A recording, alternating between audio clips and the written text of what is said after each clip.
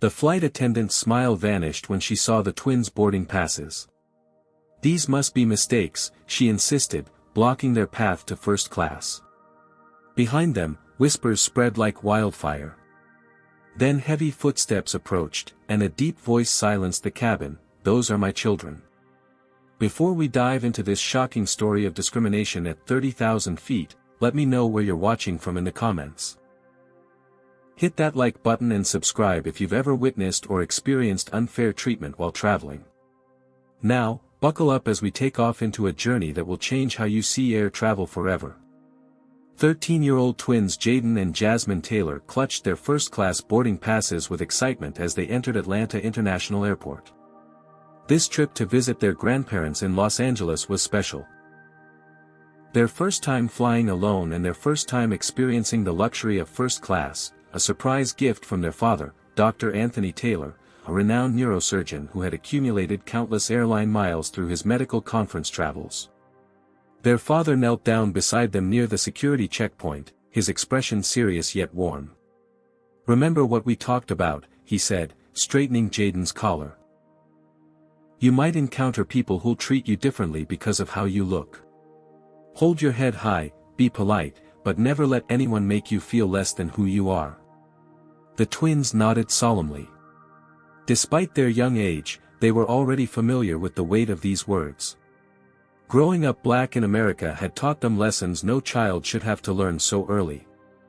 "Dad, we'll be fine," Jasmine said, her confidence unwavering. With her straight-A grades and natural leadership abilities, she had inherited her father's self-assurance. "We've memorized Grandma's address and phone number, and we have our phones charged." Jaden, the quieter of the two, simply squeezed his father's hand. Though less outspoken than his sister, his thoughtful nature and keen observational skills often revealed wisdom beyond his years. Dr. Taylor checked his watch, a vintage Rolex passed down from his own father. "I've arranged everything with the airline. A flight attendant will check on you periodically, and the crew has been notified you're traveling as unaccompanied minors even though you're old enough to fly without supervision." He pulled out his phone, showing them his screen. "I have a surgery in 2 hours, but I'll be tracking your flight. If anything happens, anything at all, call me." The twins hugged their father goodbye, passing through security with the practiced ease of children who had absorbed every instruction. They found their gate without difficulty, settling into the waiting area with their tablets and books. Nearby, flight attendant Melissa Blackwell reviewed the passenger manifest for Flight 1867. When she noticed the "unaccompanied minors" note for 2 first-class passengers, her eyebrows rose slightly. In her 15 years with Atlantic Sky Airlines, she rarely saw children, especially unaccompanied ones, in the premium cabin. What she failed to notice, however, was the special note from the airline's VIP customer service regarding Dr. Taylor's status as a Platinum Elite member. As boarding time approached, another flight attendant, Brian Parker, joined Melissa. Their hushed conversation, punctuated by glances toward the twins, went unnoticed by most passengers but not by Jaden, who had developed a sixth sense for when he was being discussed. "Those first-class seats are almost $2,000 each," Brian whispered. "You sure they're supposed to be there?" Melissa shrugged. "Manifest says so, but it doesn't seem right. I'll double-check once they board." When boarding began for first-class passengers, Jaden and Jasmine gathered their belongings and approached the gate with their boarding passes displayed on their phones, a detail that further raised Melissa's suspicions, as she expected printed passes for minors. The gate agent scanned their passes without issue, but as they walked down the jet bridge, Jasmine whispered to her brother, "That lady was looking at us funny." Jaden nodded. "Dad says sometimes we have to work twice as hard to be treated half as well." Neither realized how prophetic those words would prove to be in the next several hours. As they stepped onto the plane, flight attendant Brian's welcoming smile flickered momentarily when he saw them. "Welcome aboard," he said, his tone professional but lacking the warmth he had shown to previous first-class passengers. "May I see your boarding passes again, please?" The twins presented their phones once more. Brian studied them longer than necessary before directing them toward the luxurious first-class cabin with its spacious leather seats and personal entertainment systems. "Wow," breathed Jasmine as they found seats 2A and 2B. "This is amazing." Jaden settled into his seat, immediately noticing how different it felt from their previous flying experiences in economy. But he also noticed something else. The subtle shift in atmosphere as other first-class passengers boarded and saw two black children in their midst. A white businessman in an expensive suit did a double-take before taking his seat across the aisle. An older couple whispered to each other, their eyes darting toward the twins. A flight attendant Jaden hadn't seen before paused momentarily while passing, her surprised expression quickly masked by professional neutrality. For the twins, the journey that had begun with such excitement was about to become something far more complicated, a lesson in resilience they hadn't expected to learn at 30,000 feet. The remaining first-class passengers filed in, many doing poor jobs of concealing their surprise at seeing the twins.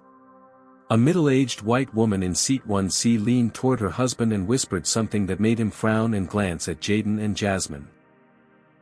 The businessman who had taken the seat across from them, Gordon Whitfield, CEO of a tech company according to the emails he immediately began checking, kept stealing glances at them between messages. Melissa Blackwell entered the cabin, clipboard in hand, moving through her pre-flight checks with practiced efficiency. When she reached the twins, she stopped. "Excuse me," she said, her voice carrying just enough for nearby passengers to hear. "I believe there might be some confusion. These are first-class seats." Jasmine sat up straighter. "Yes, we know. That's what our boarding passes say." Melissa's smile tightened. "May I see them again, please?" The twins presented their digital boarding passes once more. Melissa studied them with exaggerated care, scrolling through the details as if searching for evidence of forgery. "I see," she said finally. "And you're traveling alone? Both of you?" "Yes," Jaden answered quietly. "Our dad arranged everything." The flight attendant's expression remained skeptical. It's unusual for unaccompanied minors to be seated in first class. Usually, there's an adult traveling with them. "Our dad is a Platinum Elite member," Jasmine explained, remembering how her father had mentioned this might matter. "He used his miles to book these seats for us." Melissa nodded slowly, but her demeanor remained unchanged. "I'll need to verify this information. In the meantime, we're about to begin boarding the main cabin. Perhaps it would be easier if you moved to seats there until we sort this out." The suggestion hung in the air, its implication clear to everyone within earshot. Several first-class passengers watched the exchange with varying degrees of interest, some appearing uncomfortable, others seemingly satisfied. "But our seats are here," Jasmine protested, her voice wavering slightly despite her attempt to remain composed. "Our boarding passes say 2A and 2B. "I understand that," Melissa replied, her tone becoming more patronizing. "But there seems to be a discrepancy we need to resolve, and we need to continue boarding. It would be helpful if you could cooperate." Jaden felt his chest tighten. This wasn't just about seats, it was about belonging, about being seen as equal. He thought about calling his father but hesitated, not wanting to disturb him before surgery. Gordon Whitfield cleared his throat from across the aisle. "Is there a problem? We're already running behind schedule." His tone suggested the twins were the cause of the delay, not the questioning of their legitimate seats. "No problem, sir," Melissa assured him with a much warmer smile than she had offered the twins.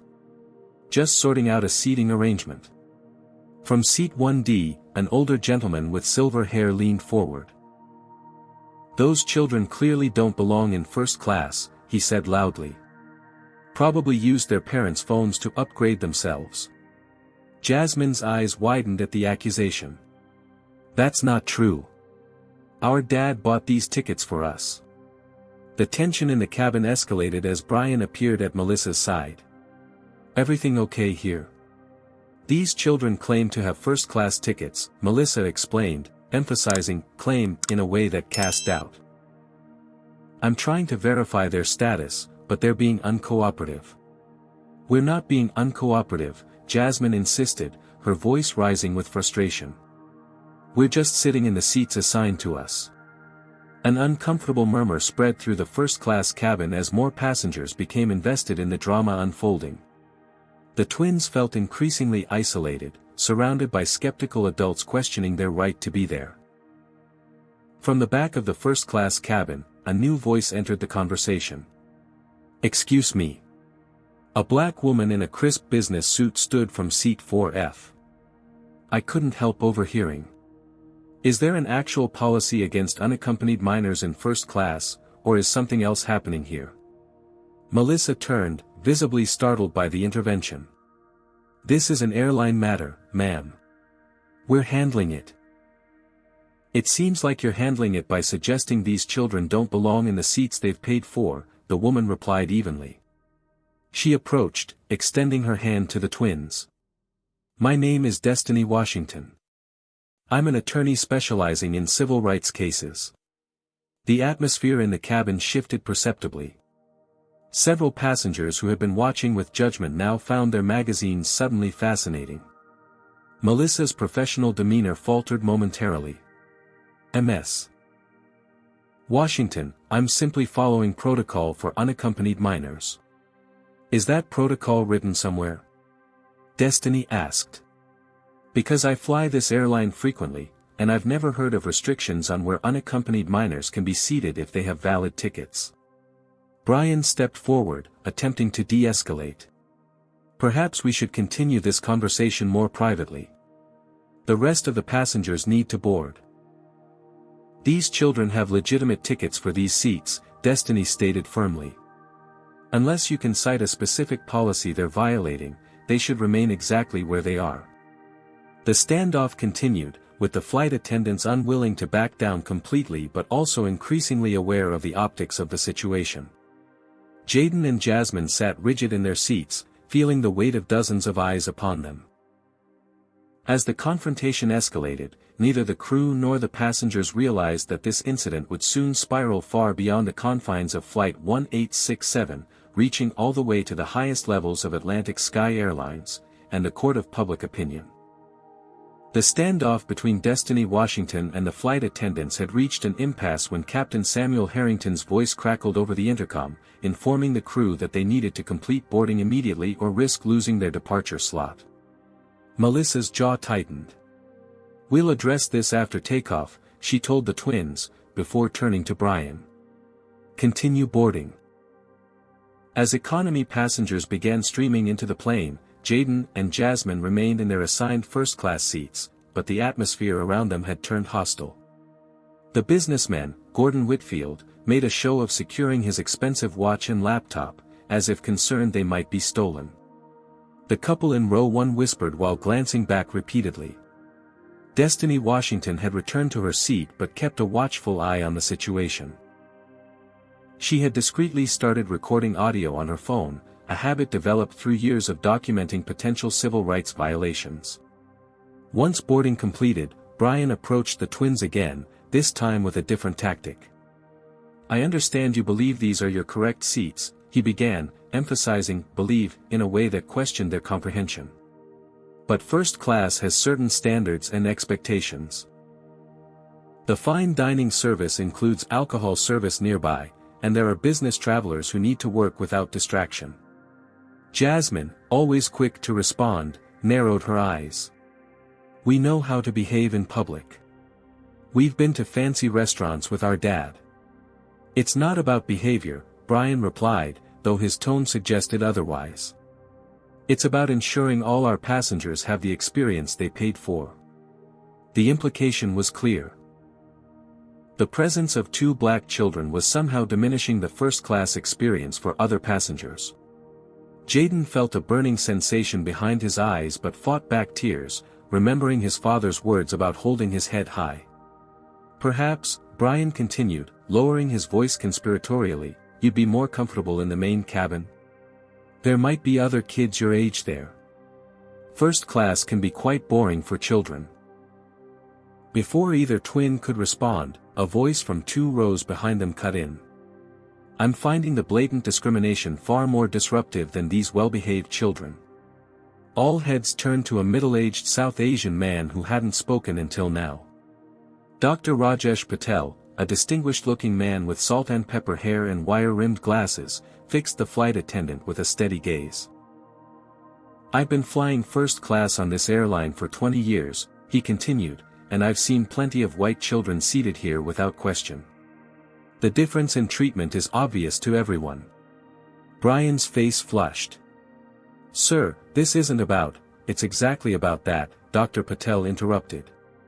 And I'll be reporting this incident to airline management and my corporate travel department, which books hundreds of first-class tickets annually. The intervention created a moment of awkward silence, but it didn't end the ordeal. As the plane began taxiing, Melissa returned with pre-flight drinks for the first-class passengers. She served everyone systematically, row by row, until she reached Jaden and Jasmine. Apple juice or water, she asked curtly, without offering the broader selection of beverages she had presented to others. Could I have cranberry juice, please? Jasmine asked politely, having seen it offered to other passengers. Melissa's smile didn't reach her eyes. We reserve the premium beverages for adult passengers. Apple juice or water? From across the aisle, Gordon Whitfield snickered audibly. The humiliation burned through Jaden, who had been taught by his father to always maintain dignity even when others tried to strip it away. Water, please, he said quietly, nudging his sister to accept the same. As the plane took off, the twins tried to enjoy the experience of first-class travel, the spacious seats, the personal entertainment systems, but the joy had been leached from the experience. Every interaction with the crew carried an undercurrent of resentment, every glance from nearby passengers felt judgmental. When meal service began, the disparity in treatment became even more pronounced. While other passengers received warm, detailed descriptions of their meal options, the twins were given curt, simplified explanations. When Jaden politely asked about an item on the menu, Brian responded with exaggerated patience, as if explaining to someone intellectually incapable of understanding. The quinoa is a type of grain, he said loudly, drawing attention from nearby passengers. It's very healthy. Maybe you'd prefer the chicken fingers instead. I know what quinoa is, Jaden replied softly. My dad makes it at home with roasted vegetables. Brian looked surprised, then slightly embarrassed, before moving on without acknowledging his assumption. Throughout the meal service, similar microaggressions continued. Melissa, accidentally, skipped the twins during the bread service. Brian questioned whether they really wanted sparkling water or if still water would be easier. At one point, when Jasmine dropped her napkin, no flight attendant moved to replace it, though they had promptly done so for other passengers. The message was clear: you don't belong here. You're not worth the same service. You are less than. As the meal service concluded, Jasmine excused herself to use the lavatory. When she returned, she found Melissa speaking to an elderly white woman who had moved from economy to first class and was now sitting in Jasmine's seat, admiring the extra space. Excuse me, Jasmine said politely. That's my seat. The woman looked startled, then annoyed. Melissa turned with a tight smile. This passenger wasn't feeling well in economy. I thought you wouldn't mind giving up your seat since you're so young and resilient. There's a free middle seat in row 27 you can take. Jasmine stood frozen, aware of all eyes on her. But, all my things are here. And my brother. Your brother can join you, Melissa suggested, as if offering a favor. You'll both probably be happier back there anyway. The humiliation was complete. They weren't just being treated differently, they were being actively removed from the space they had every right to occupy. Destiny Washington had witnessed the entire exchange and was halfway out of her seat when Jaden made a decision. With trembling fingers, he pulled out his phone and pressed his father's number. It was time to call for reinforcements. What would you do if you witnessed such blatant discrimination happening to children on a flight? Comment number 1: if you believe the flight attendants should be immediately removed from duty for this behavior. Comment number 2 if you think the airline needs better anti-bias training. Or hit number 3 if you would have spoken up like Destiny and Dr. Patel did. And don't forget to like and subscribe to support more stories that expose these everyday injustices. Now, what do you think will happen when these flight attendants discover who the twins' father really is? Stay tuned. Dr. Anthony Taylor was reviewing his patient's brain scans when his phone vibrated. Seeing Jaden's name flash across the screen sent a chill through him. His son knew better than to call during a scheduled surgery unless something was wrong. Very wrong. Jaden? What's happening? He answered, stepping away from the medical team. His son's voice came through, uncharacteristically shaky. Dad, they're trying to make us move to economy. They keep saying we don't belong in first class. The surgeon's grip tightened on his phone as Jaden recounted the events, the questioning of their tickets, the condescending treatment, the attempt to separate the twins by moving them to different parts of the plane. With each detail, Dr. Taylor's expression darkened. Put me on speaker, he instructed his son, his voice deceptively calm. Back on the plane, Jaden hesitantly switched to speakerphone. The cabin had fallen silent, all pretense of disinterest abandoned as passengers openly watched the drama unfold. This is Dr. Anthony Taylor, the voice from the phone announced, the authority in his tone immediately commanding attention. Who am I speaking with? Melissa stepped forward, professional smile firmly in place. This is Senior Flight Attendant Melissa Blackwell, Dr. Taylor. There seems to be some confusion with your children's seating arrangement. There's no confusion, Ms. Blackwell, Dr. Taylor replied, his words precise and measured. My children have confirmed first-class tickets for seats 2A and 2B, purchased with my Platinum Elite miles. They are to remain in those seats for the duration of the flight. Melissa's smile faltered. Dr. Taylor, we have protocols for unaccompanied minors, which do not preclude them from sitting in first class, he interrupted. I've reviewed your airline's policies extensively. Perhaps you should do the same. The cabin remained silent as passengers absorbed the shift in power dynamics. Gordon Whitfield suddenly became intensely interested in his laptop. The elderly couple who had been whispering stopped mid-sentence. Furthermore, Dr. Taylor continued, I've been on the phone with your airline's customer service throughout this conversation. They've confirmed there is absolutely no policy preventing unaccompanied minors from sitting in their assigned first-class seats. Brian, who had been hovering nearby, stepped forward. Dr. Taylor, we were only trying to ensure your children's comfort, by humiliating them? By suggesting they don't belong in seats I purchased? By treating them differently than every other passenger in that cabin? Each question landed like a precise incision. Let me be perfectly clear, any further attempt to move my children from their assigned seats will result in immediate legal action against both you personally and Atlantic Sky Airlines for discrimination. The atmosphere in the cabin had transformed completely.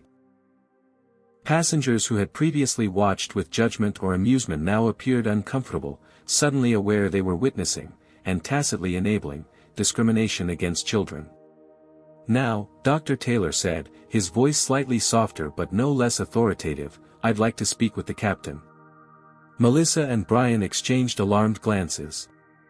The captain is flying the aircraft, sir, Melissa explained. He can't come to the phone. Then relay this message. I expect my children to receive the same service, courtesy, and respect as every other first-class passenger for the remainder of this flight. I expect a formal apology from both of you before landing. And I expect the captain to file an incident report documenting this situation. He paused, letting his words sink in. I'm currently standing in a hospital where I'm about to perform life-saving surgery, but make no mistake, I am fully capable of addressing this situation while doing so. My assistant is already documenting every detail my son has shared, and Atlantic Sky's executive customer relations team has been notified. The twins sat straighter in their seats, a mixture of relief and vindication washing over them as their father advocated for them from 2,000 miles away. Jasmine, Jaden, Dr. Taylor addressed his children directly, you have every right to be exactly where you are. Don't let anyone tell you otherwise." The love and fierce protection in his voice carried clearly through the speaker. "I need to go perform this surgery now, but text me if anything else happens. Anything at all." After the call ended, the first-class cabin remained unnaturally quiet. Melissa and Brian retreated to the galley for a hushed, intense conversation. When they emerged, their demeanor had changed completely. "MS. Washington," Brian approached Destiny first, "we want to thank you for bringing this situation to our attention. There appears to have been a misunderstanding." Destiny raised an eyebrow, unimpressed by the non-apology. "A misunderstanding? Or unconscious bias?" Melissa stepped forward. "We'd like to apologize to Jaden and Jasmine," she said, loud enough for the entire cabin to hear. "Your first-class accommodations are confirmed, and we're sorry for any confusion." The twins accepted the apology with gracious nods, exactly as their father had taught them, always take the high road, even when others don't deserve it. As the flight attendants returned to their duties, now providing impeccable service to the twins, a transformation occurred throughout the cabin. Dr. Patel offered the children encouraging smiles. A young white woman in row 3 whispered, "Good for you," as she passed them on her way to the lavatory. Even Gordon Whitfield seemed chastened, avoiding eye contact entirely. For the next hour, the flight continued without incident. The twins were treated with exaggerated courtesy, offered premium snacks, given extra pillows, and checked on frequently. But the damage had been done, the joy of their first-class experience had been irreparably tarnished. What had begun as excitement had become a painful lesson in how the world sometimes viewed them. Not as children deserving of respect and kindness, but as interlopers in a space where they supposedly didn't belong. As they flew over the Midwest, neither Jaden nor Jasmine could have anticipated how this flight would change not just their day, but the policies of an entire airline and the awareness of thousands of people when the story eventually broke. Because unbeknownst to everyone aboard Flight 1867, Destiny Washington wasn't just any civil rights attorney. She was a partner at one of the nation's most prominent law firms specializing in discrimination cases, with a popular social media presence and connections throughout the media world. And she had been recording everything. Has something like this ever happened to you while traveling? Comment number 1 if you've experienced or witnessed discrimination on public transportation. Comment number 2 if you think the father handled this perfectly. Comment number 3 if you believe this kind of incident happens more often than gets reported. Don't forget to like this video if you appreciate these important stories being told. Now, what do you think is about to happen next with that recording? Keep watching to find out. 2 hours into the flight, a subtle shift in the cabin's atmosphere had occurred. What began as hostile territory for the twins had transformed into something entirely different. The passengers who had initially viewed Jaden and Jasmine with suspicion or disdain were now caught in an uncomfortable reckoning with their own complicity.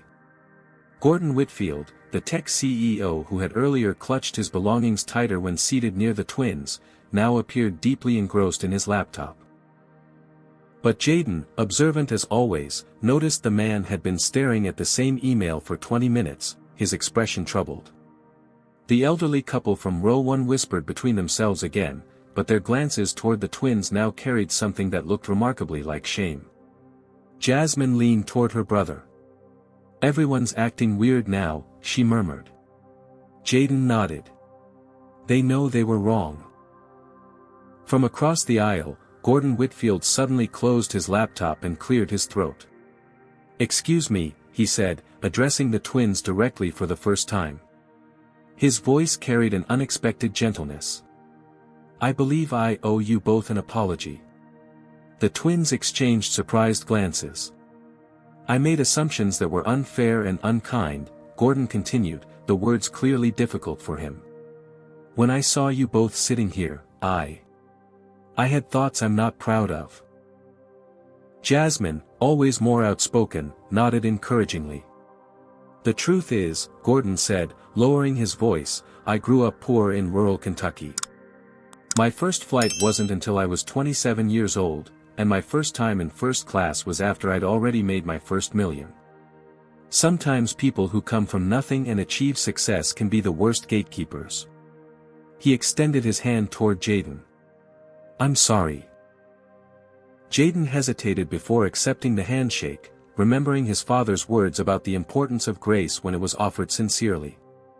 The interaction catalyzed something in the cabin. One by one, other passengers began approaching the twins, offering varied forms of apology or solidarity. A middle-aged woman named Susan Franklin from row 5 knelt beside their seats. I should have said something sooner, she admitted. I was uncomfortable with how you were being treated, but I stayed silent. That makes me part of the problem. Even the elderly man who had loudly questioned their presence approached, leaning heavily on a cane. In my day, things were different, he began awkwardly. But that's no excuse. My grandchildren would be ashamed of how I behaved today, and they'd be right. As these interactions unfolded, Melissa and Brian observed from the galley, their expressions a mixture of embarrassment and concern. The shift in passenger sentiment was undeniable, and it was clear that whatever narrative they had tried to establish about the twins had backfired spectacularly. Destiny Washington approached the flight attendants, phone in hand. I'd like your employee numbers, please, she requested calmly. For the report I'll be filing with the airline and the Department of Transportation. Brian blanched. Ms. Washington, we've apologized. We acknowledged the misunderstanding. Calling racism a misunderstanding doesn't make it any less harmful, Destiny replied. Those children deserved better. Every black passenger on every flight deserves better. As this conversation took place, the cabin experienced unexpected turbulence. The seatbelt sign illuminated, and Captain Harrington's voice advised all passengers to return to their seats immediately. The turbulence intensified, causing the plane to drop suddenly. Drinks spilled, overhead bins rattled, and nervous gasps filled the cabin. Jasmine clutched her brother's hand, both children momentarily forgetting the social drama as more primal fears took over. In the midst of the chaos, Brian lost his footing and stumbled into row 2, colliding with Jaden's seat. The impact sent the flight attendant's tablet flying from his hands, landing screen up between the twins. What Jaden saw in that brief moment before Brian snatched the tablet away left him cold, a message thread between Brian and Melissa, with clear text visible, Dr. Taylor equals VIP major donor to hospital wing. CEO Winters already called. PR nightmare brewing. The turbulence subsided as quickly as it had begun, but Jaden's mind raced. The flight attendant's sudden change in behavior wasn't about recognizing their wrongdoing, it was about saving face because his father was important. As passengers settled back into their seats, the cabin fell into an uneasy quiet. The atmosphere had transformed again, but this time into something more complex, a shared space where accountability, regret, and the rawness of exposed prejudice hung in the air like the lingering scent of spilled drinks. Dar. Patel made his way to the twins' row despite the seatbelt sign. Are you both all right? He asked kindly. Jasmine nodded, but Jaden remained silent, processing what he had seen on the tablet. I fly constantly for medical conferences, Dr. Patel told them, and I've seen this type of treatment too many times.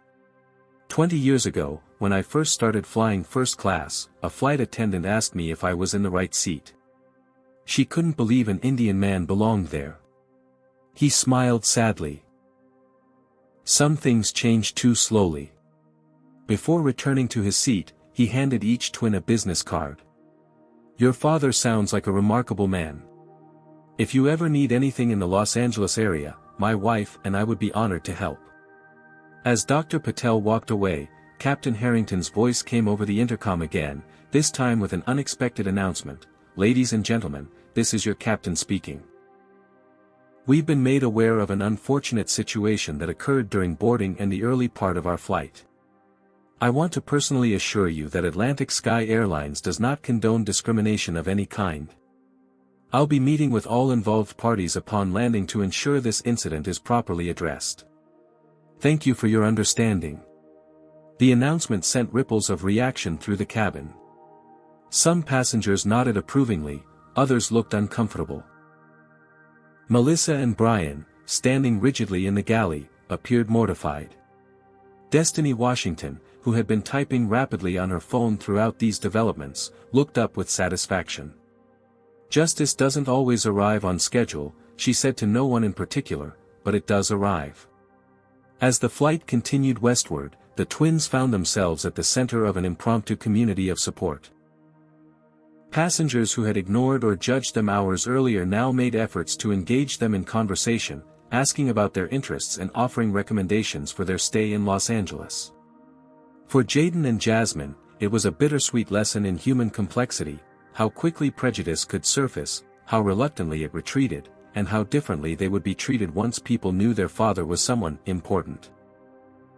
What none of them realized was that the real storm would hit after landing, when Destiny Washington's recordings and first-hand account would transform a private injustice into a very public reckoning, one that would reach far beyond Flight 1867 to touch millions. As Flight 1867 began its descent into Los Angeles, the cabin atmosphere had transformed entirely from the tense, hostile environment of earlier hours. The twins were now receiving almost excessive attention from both passengers and crew, with Melissa and Brian making theatrical displays of checking their comfort and offering premium services they had initially withheld. "Would you like warm cookies before landing?" Melissa asked with an overly bright smile. "They're normally reserved for our adult passengers, but we'd be happy to make an exception." Jaden caught the inconsistency immediately. "I thought you said earlier that premium services were only for adults," he pointed out quietly. Melissa's smile faltered. "Did I? I must have misspoken." From across the aisle, Gordon Whitfield couldn't suppress a snort of laughter, which he quickly disguised as a cough when Melissa glared in his direction. Meanwhile, Jasmine had been texting their father updates. Dr. Taylor had successfully completed his surgery and was now fully focused on his children's situation. His latest message caused Jasmine's eyes to widen. "Jaden," she whispered, showing him the screen. "Dad's going to be waiting when we land." "But his surgery was in Atlanta," Jaden replied, confused. "How could he? He says he chartered a private jet," Jasmine explained, her voice a mixture of awe and vindication. "He'll beat us to LAX by 30 minutes. The news spread quickly through the first-class cabin as passengers overheard the twins' conversation. The revelation that Dr. Taylor had chartered a private jet to meet his children added another layer to the unfolding drama, elevating him from concerned father to a figure of substantial means and influence. Brian, who had been avoiding the twins since the tablet incident, visibly paled when he overheard this development. He retreated to the galley where Melissa was preparing for landing, and their urgent whispers suggested mounting concern.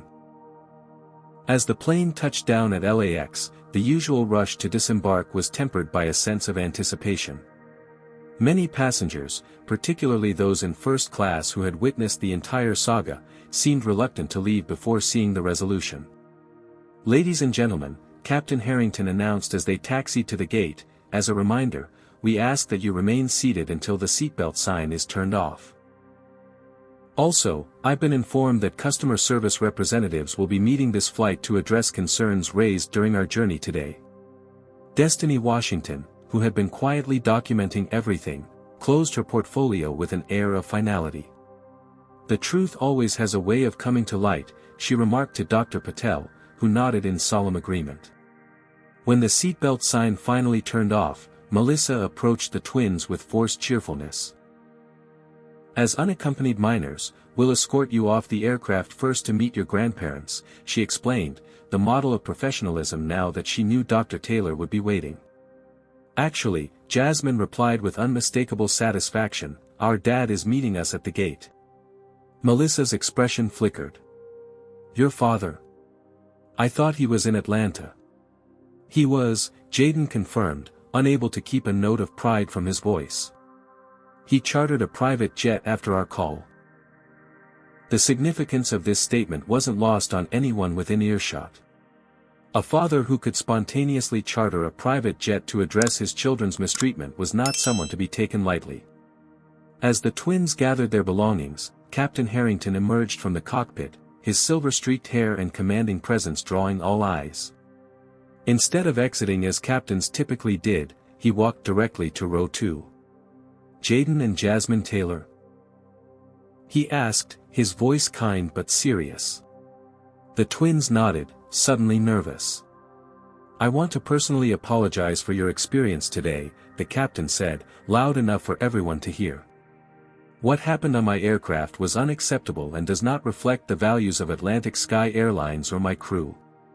I've already spoken with your father by phone, and I'll be joining you at the gate to address this formally." The captain's public acknowledgement sent a clear message to everyone aboard. The airline was taking this incident seriously. Very seriously. As the twins were escorted down the jetway, they found themselves at the center of an unusual procession.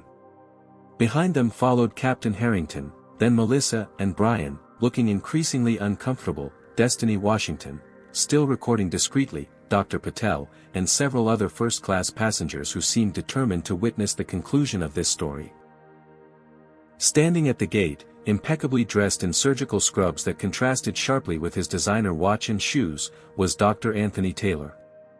Despite having just performed brain surgery and flown across the country, he appeared alert and focused, his tall frame and authoritative presence drawing attention from everyone in the vicinity. When he saw his children, his serious expression melted into relief and love. The twins broke into a run, crashing into their father's embrace with the abandonment of children who, despite their maturity in handling the flight's challenges, were still kids who had endured a difficult day. "Dad," Jasmine whispered against his chest. "You actually came." "Of course I came," Dr. Taylor replied, holding them tight. "I will always come for you." After a moment, he straightened, his expression shifting as he looked beyond his children to the approaching airline staff. Captain Harrington extended his hand, which Dr. Taylor shook firmly. "Dr. Taylor, I'm Captain Samuel Harrington. We spoke by phone. I want to reiterate my personal apology for what occurred on my aircraft today." "I appreciate that, Captain," Dr. Taylor responded, his voice carrying the precise diction of someone used to being heard in operating theaters and hospital boardrooms. "But I'm more interested in what happens next." Standing nearby were 3 individuals in Atlantic Sky corporate attire, clearly senior management who had been dispatched to contain the situation. One stepped forward, hand extended. "Dr. Taylor, I'm Victoria Reeves, Vice President of Customer Experience for Atlantic Sky. We're deeply disturbed by what we've heard about your children's experience. I'd like to invite you to a private conversation where we can discuss appropriate remedies." Dr. Taylor regarded her calmly. "Ms. Reeves, I appreciate your prompt response, but there's nothing private about racism. My children were humiliated publicly, the accountability should be equally public." The gathering had attracted attention from other travelers, many stopping to observe the unusual confrontation. Among them, several had recognized Destiny Washington and were already recording on their phones. Victoria Reeves maintained her professional composure. "We take these allegations extremely seriously, Dr. Taylor." "They're not allegations," Destiny Washington interjected, stepping forward. "I have audio recordings of the entire incident, as do several other passengers. What these children experienced wasn't a misunderstanding, it was textbook discrimination." Victoria's expression tightened almost imperceptibly. "Ms. Washington, I understand you're an attorney. Perhaps you could join our discussion as Dr. Taylor's representative?" "I'm not representing Dr. Taylor officially," Destiny clarified. "I'm here as a witness to injustice and as someone who believes in accountability." Meanwhile, Gordon Whitfield had been watching from a slight distance. Making a decision, he approached the group. "I was seated across from these children," he stated clearly. "I witnessed everything, including my own initial prejudice, which I'm not proud of. These kids were treated differently from the moment they stepped on the plane, and there was only one obvious reason why. Other passengers began joining the circle, adding their accounts. Dr. Patel described the pattern of exclusionary behavior he had observed. Susan Franklin admitted her own initial silence and subsequent regret. As more voices joined the chorus, the airline representatives exchanged increasingly concerned glances.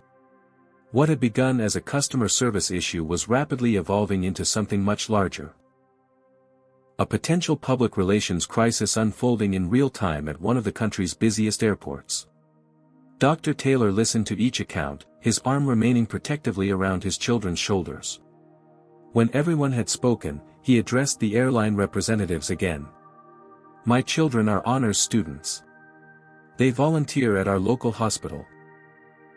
They're polite, responsible, and more mature than many adults I know," he said, his voice carrying the weight of both personal pain and professional authority. "But none of that should matter. They deserved respect simply because they're human beings who had valid tickets for those seats." He looked down at his children, then back at the Atlantic Sky representatives. "This isn't about first-class cookies or extra legroom. It's about the message sent to my 13-year-old children. That no matter their achievements, their father's position, or their paid tickets, some spaces still aren't meant for them." The impact of his words rippled through the gathering crowd. Several onlookers nodded in agreement, some recorded the exchange on their phones, others simply watched with solemn attention. Victoria Reeves, recognizing the escalating situation, made a rapid assessment. "Dr. Taylor, you're absolutely right. This isn't a matter for private discussion. It's a systemic issue that requires a systemic response." She turned to address Melissa and Brian directly. "Both of you are suspended pending a full investigation." The flight attendants, who had been standing silently throughout the exchange, appeared shocked by this public disciplinary action. "That's just the beginning," Victoria continued, turning back to Dr. Taylor. "I'd like to invite you and your children to meet with our CEO tomorrow. Not to sweep this under the rug, but to ensure your experience drives meaningful change in our training, policies, and culture." As she spoke, no one noticed Destiny Washington quietly sending the audio recordings and a detailed account to her substantial social media following and select media contacts. By morning, the story of Flight 1867 would be trending nationwide, forcing a conversation far beyond one airline or one incident. A conversation about the spaces where discrimination persisted and the courage required to confront it. Dawn had barely broken over Los Angeles when Jaden's phone began buzzing incessantly with notifications. Groggy from jet lag and emotional exhaustion, he reached for the device and blinked in confusion at what he saw: hundreds of message notifications, social media alerts, and news updates, all featuring variations of the same headline. "Surgeon's children racially profiled on Atlantic Sky flight, airline under fire after black twins denied first-class service, civil rights attorney captures airline discrimination against unaccompanied minors." Across the room in their grandparents' guest bedroom, Jasmine's phone was similarly erupting with activity. She sat up, wide-eyed, scrolling through the cascade of messages. "Jaden," she whispered urgently. "We're trending." The twins hurriedly dressed and found their grandparents and father in the kitchen, all three adults huddled around a laptop displaying a morning news program. On screen, Destiny Washington was being interviewed remotely, her poised demeanor and articulate responses explaining how what should have been a routine flight had exposed persistent biases in everyday American life. "The issue isn't just that these children were treated differently," Destiny was saying. "It's that the flight attendants felt empowered to act on their biases, and many passengers silently endorsed it until they realized who these children's father was." The camera cut to the news anchor. "We invited Atlantic Sky Airlines to provide a representative for this interview, but they declined, instead issuing this statement." A graphic appeared on screen with the airline's logo and a formal statement. "Atlantic Sky Airlines is deeply disturbed by reports of discriminatory treatment on Flight 1867. We have launched a comprehensive investigation and have placed the involved employees on administrative leave pending its completion. We are cooperating fully with the Department of Transportation's inquiry and remain committed to providing an inclusive, respectful environment for all passengers." Dr. Taylor muted the television as his children entered the kitchen. "Good morning," he said gently. "I expect you've seen some of this already." The twins nodded, still processing the surreal experience of seeing their ordeal broadcast nationally. Their grandmother, Evelyn Taylor, a retired judge with the quiet dignity of someone who had fought her own battles against discrimination decades earlier, wrapped her arms around both children. "I'm so proud of how you handled yourselves," she said. "You stood your ground with grace." Their grandfather, Harold Taylor, a former civil rights activist turned community organizer, was less restrained in his reaction. "Should have happened sooner," he declared, gesturing toward the muted television where coverage continued. "Airlines have been getting away with this kind of treatment for years." Dr. Taylor's phone rang, the third call in the past 20 minutes. He glanced at the screen inside. "It's the hospital board chair again." He stepped out of the kitchen to take the call, his voice a low murmur from the hallway. Jasmine turned to her grandparents. "Is Dad in trouble because of us?" Evelyn shook her head firmly. "Absolutely not. If anything, the hospital is probably worried about their association with Atlantic Sky. Your father sits on several boards that control millions in corporate travel budgets." When Dr. Taylor returned, his expression was difficult to read. "That was Elizabeth Morehouse, the hospital board chair," he explained. "The hospital is terminating its corporate travel contract with Atlantic Sky, effective immediately. Several other organizations where I serve as a director are considering similar actions." The twins exchanged glances, beginning to understand the ripple effects of their experience. "There's more," their father continued. "The CEO of Atlantic Sky called personally. He's flying in from Chicago today and has requested a meeting with all three of us this afternoon." "Do we have to go?" Jaden asked quietly, the thought of reliving yesterday's humiliation before strangers unappealing. Dr. Taylor placed a hand on his son's shoulder. "That's entirely your decision. Both of you have already shown more courage than most adults I know. If you'd prefer to stay here with your grandparents, I'll represent your interests faithfully." Before either twin could respond, Jasmine's phone chimed with a video call. The caller ID showed it was their mother, Dr. Kimberly Taylor, a pediatric surgeon currently on a Doctors Without Borders mission in Sudan. Jasmine answered quickly, turning the screen so everyone could see. Despite the poor connection, Dr. Kimberly Taylor's concern was evident. "My babies," she began, her voice catching. "I just saw the news. Are you both all right?" The twins nodded, both suddenly fighting tears now that their mother's familiar face had appeared. "We're okay, Mom," Jasmine assured her. "Dad flew out to meet us."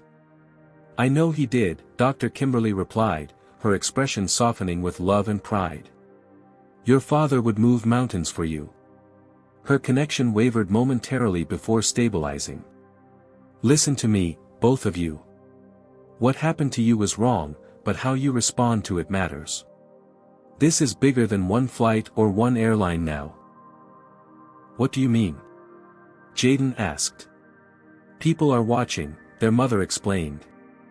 "Other children who've experienced similar treatment but didn't have recordings or famous parents or the support you have. You have a platform now, a chance to create change." The twins absorbed their mother's words, the weight of responsibility settling alongside the lingering hurt. "We want to meet with the CEO," Jasmine decided, looking to her brother for confirmation. Jaden nodded in agreement. "That's my brave girl," Dr. Kimberly smiled. "I have to go now, we have patients arriving. But I'm so proud of you both. And Anthony," she added, addressing her husband, "thank you for being there when I couldn't be." After the call ended, the family gathered in the living room to prepare for the meeting. Dr. Taylor had received word that Atlantic Sky CEO Robert Carson had arrived in Los Angeles earlier than expected and was requesting to move the meeting forward. "He's nervous," Harold observed with satisfaction. "As he should be." As they prepared to leave, Jasmine checked social media one last time and gasped. "Dad, Destiny Washington posted the audio recordings online. They've been played over 3 million times already. The hashtag #Flight1867 was trending nationally, with thousands sharing similar stories of discrimination on airlines, in restaurants, in stores, spaces where belonging was policed by assumptions about who deserved to occupy them. When they arrived at the beachfront hotel where Carson had requested to meet, they found not just the CEO waiting, but a full crisis management team including Victoria Reeves from the previous day, the airline's chief diversity officer, its general counsel, and several public relations specialists. Robert Carson rose as they entered, extending his hand first to Dr. Taylor and then, notably, to each of the twins. "Thank you for agreeing to meet with us," he began, his tone respectful but guarded. "What happened on Flight 1867 was unacceptable, and I'm here personally to make it right." Dr. Taylor regarded him steadily. "My children are the ones who experienced this treatment, Mr. Carson. I believe they should hear directly from you." Carson nodded, turning to face Jaden and Jasmine directly. "What happened to you was wrong. It was discriminatory, hurtful, and contrary to everything our airline claims to stand for. I apologize unconditionally." The twins accepted the apology with quiet dignity, but Jasmine spoke up. "What about other kids who don't have parents who can charter private jets? What happens to them?" Her question cut through the corporate veneer, striking at the heart of the issue. Carson looked momentarily taken aback before recovering. "That's exactly why I wanted to meet with you," he replied. "This incident has exposed serious flaws in our culture and training. I'd like to invite you both to help us address them." What followed was not the performative apology the Taylor family had expected, but a substantive discussion about concrete changes. Mandatory anti-bias training for all customer-facing staff, a comprehensive review of policies regarding unaccompanied minors, the creation of a passenger advocacy board with diverse representation, and a substantial donation to organizations promoting equity in transportation. Most surprisingly, Carson offered the twins the opportunity to participate in the redesign of the airline's training programs, sharing their experience directly with employees to humanize the impact of discriminatory treatment. As the meeting concluded, Carson made one final statement for the record: the employees involved will be terminated. There is no place in our company for the behavior they exhibited. When they left the hotel, the family found a small group of reporters waiting. Dar. Taylor moved to shield his children, but Jasmine stepped forward confidently. "We met with Atlantic Sky's CEO today," she stated clearly, her young voice steady. "He apologized and promised changes. But this isn't just about one flight or one airline. It's about all the places where people are judged by their skin color instead of their character or their ticket." Jaden, usually content to let his sister take the lead, found his own voice. "Our dad always tells us that when something wrong happens, you can either be mad about it or you can fix it. We're choosing to help fix it." The simplicity and wisdom of their statement made headlines alongside the more sensational aspects of the story.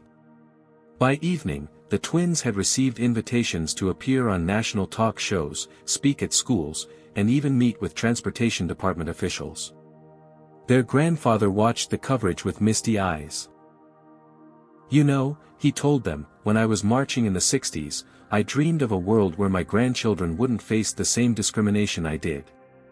We haven't reached that world yet, but watching you two stand up with such dignity gives me hope we're still moving toward it." That night, as the twins prepared for bed, exhausted from the emotional roller coaster of the past 36 hours, Jasmine turned to her brother. "Do you think anything will really change?" Jaden considered the question with his characteristic thoughtfulness. "Maybe not everything," he answered finally. "But something will. And something is a start." 3 months after Flight 1867, the Taylor twins stood backstage at Atlantic Sky's corporate headquarters in Chicago, preparing to address 500 airline employees as part of the company's overhauled training program. What had begun as a traumatic experience had evolved into an unexpected platform for advocacy, with Jaden and Jasmine now recognized faces in a growing movement for equitable treatment in commercial travel. Nervous? Justin asked his sister, noticing her fidgeting with the note card containing her talking points. Jasmine attempted her usual confident smile, but it wavered slightly. A little. It's different than the interviews. These are the people who actually work with passengers every day. Since the incident, the twins had appeared on 2 major morning shows, been profiled in several national publications, and addressed a congressional subcommittee examining discrimination in commercial transportation. Their poised, articulate testimony about their experience had proven more compelling than any adult advocate could provide. The aftermath of Flight 1867 had extended far beyond Atlantic sky. 3 other major airlines had proactively announced reviews of their own training and policies. The Department of Transportation had launched a formal investigation into patterns of discriminatory treatment in air travel, with preliminary findings revealing disturbing disparities in how passengers of color were treated, particularly in premium cabins. Most significantly, a coalition of civil rights organizations had created an app allowing passengers to document and report discriminatory treatment in real time, with Destiny Washington serving as legal advisor to the project. In its first 2 months, the app had collected over 2,000 incident reports across various airlines and routes. Now, as they prepared to face the very company whose employees had humiliated them, the twins felt the weight of representation. They weren't just speaking for themselves anymore, but for thousands of others who had shared similar stories after #Flight 1867 went viral. Robert Carson, Atlantic Sky's CEO, approached them backstage. His initial corporate stiffness had softened over the months of working with the Taylor family on the airline's transformation initiatives. Jaden, Jasmine, he greeted them warmly. Thank you again for being here.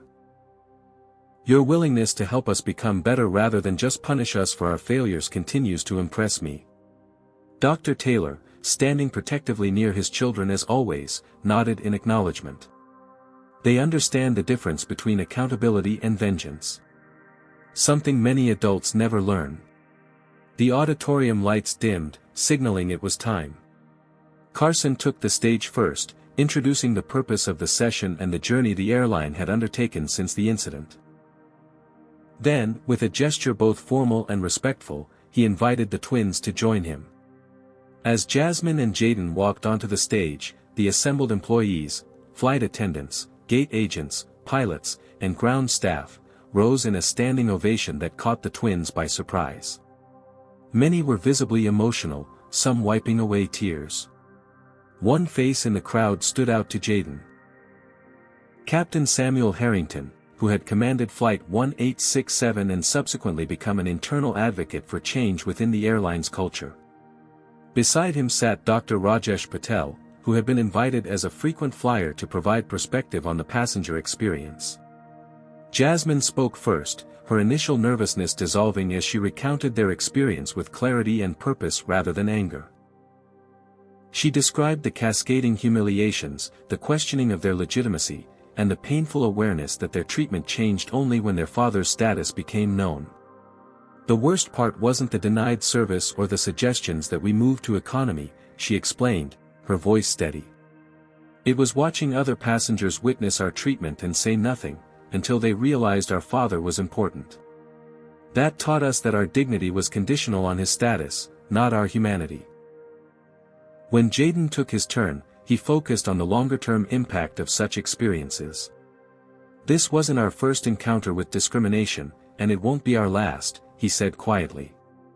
But each time it happens, it forces us to question whether spaces that should be open to everyone really are. No child should have to wonder if they belong somewhere their ticket says they do. The presentation transitioned into a moderated discussion, with employees asking questions and sharing their own reflections. One flight attendant, a black woman with 20 years of experience, spoke about the times she had witnessed similar treatment of passengers of color but felt powerless to intervene. How do we support our colleagues in doing better when we see these moments happening, she asked. Jasmine considered the question. Our dad always tells us that silence is a choice. When you see something wrong happening, saying that's not okay might feel small, but it matters hugely to the person being mistreated. Another employee, a white male gate agent, admitted, "I've probably made assumptions about passengers based on how they look. Not intentionally, but I realize now I've likely done it." How do we catch ourselves in those moments? Dr. Taylor, who had joined the panel midway through, addressed this question. The first step is acknowledging that we all have biases. The human brain creates shortcuts based on patterns.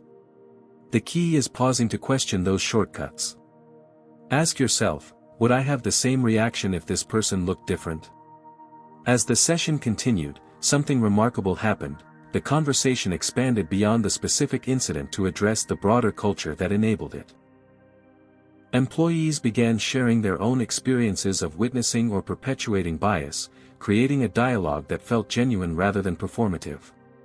Carson, who had initially planned to limit the session to 90 minutes, allowed it to continue well beyond the scheduled time as the exchange grew increasingly meaningful. By the time it concluded, many employees approached the twins personally, some offering apologies, others expressing gratitude for the uncomfortable but necessary awakening. Melissa Blackwell and Brian Parker, the flight attendants from Flight 1867, were not present. Both had been terminated after the investigation confirmed multiple instances of discriminatory behavior beyond the twins' experience. However, their actions had inadvertently catalyzed significant changes in an industry long criticized for uneven treatment of passengers. As they left the auditorium, the family was approached by a woman who introduced herself as Tanya Williams, Atlantic Sky's newly appointed Chief Inclusion Officer, a position created in direct response to the incident. "What you've done here today goes beyond addressing one wrong," she told the twins. "You've helped create a foundation for systemic change." Later that evening, as they prepared to fly home to Atlanta, on Atlantic Sky, at the airline's invitation, they were surprised to find Captain Harrington would be piloting their flight. "I requested this route specifically," he explained as he greeted them at the gate. "I wanted you to know that many of us are committed to ensuring what happened 3 months ago never happens again, not just because we're being watched now, but because it's right." The transformation extended to their in-flight experience as well. The cabin crew treated them with the same respectful attention they offered all passengers, not the excessive, compensatory service they had received after their father's intervention on Flight 1867, nor the dismissive treatment that had preceded it. Just the normal, dignified service every passenger deserved. As the plane reached cruising altitude, Jaden gazed out the window at the patchwork landscape below. "Do you think it'll last?" he asked his sister quietly. "All these changes?" Jasmine considered the question with unusual seriousness. "I think some will and some won't. But every time someone speaks up instead of staying quiet, something shifts. Maybe that's how progress really happens, not all at once, but moment by moment, voice by voice." Their father, overhearing the exchange, smiled with a mixture of pride and the lingering sadness of a parent who understood that his children had been forced to grow up faster than they should have. "You two have already created more change than many people do in a lifetime," he told them. "Whatever happens next, never forget that." As the plane continued eastward toward home, none of them could have predicted just how far the ripples from Flight 1867 would eventually spread, or how their next journey would unfold in ways both challenging and unexpectedly hopeful. 1 year after Flight 1867, Jaden and Jasmine Taylor stood before a different audience, 200 middle school students at their former elementary school in Atlanta. Now 14, they had grown taller and more confident, but they remained grounded despite the national attention their story had received. "Sometimes," Jasmine told the attentive young faces before her, "people will treat you differently because of how you look. It isn't fair, and it isn't right. But how you respond can change not just your situation, but the world around you." The twins had spent the past year balancing their roles as unexpected civil rights advocates with the normal challenges of adolescence, homework, friendships, extracurricular activities, and their parents' insistence that fame would not exempt them from household chores. Their appearance at Martin Luther King Jr. Middle School marked the official launch of Seat at the Table, an educational program they had developed with help from civil rights organizations and education experts. The curriculum used their experience as a starting point to teach students about recognizing discrimination, responding effectively, and becoming advocates for change. As Jaden took his turn at the microphone, he spoke with the quiet confidence that had always been his hallmark. Before what happened on that flight, I sometimes stayed quiet when I saw or experienced unfair treatment. I worried that speaking up would make things worse. He paused, making eye contact with several students. Now I know that silence rarely solves anything. The impact of Flight 1867 had extended far beyond what anyone could have predicted. Atlantic Sky's comprehensive policy overhaul had become a model for the industry, with 3 other major airlines adopting similar approaches.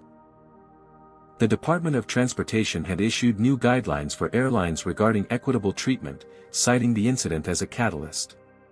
Melissa Blackwell and Brian Parker, the flight attendants whose actions had started it all, had faced different paths after their termination. Brian had disappeared from public view, but Melissa had taken a surprising turn.